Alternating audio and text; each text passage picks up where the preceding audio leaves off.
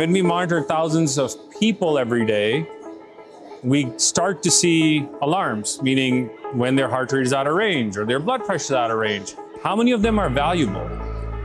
Probably 10%. And that's, in a nutshell, the problem. How to make sure that we're getting the alarms that are valuable and not the alarms that are not valuable.